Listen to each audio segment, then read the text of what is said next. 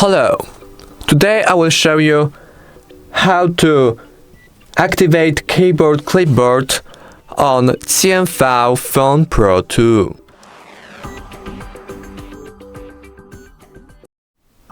To start, make sure you have installed the keyboard Clipboard.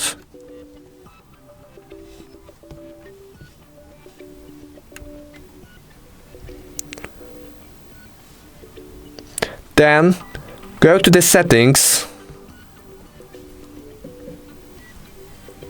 scroll down and choose System, then Keyboard and next on-screen keyboard. Then pick Clipboard and turn it on.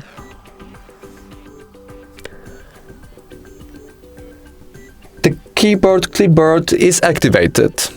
That's all. Thank you for watching. Make sure to subscribe.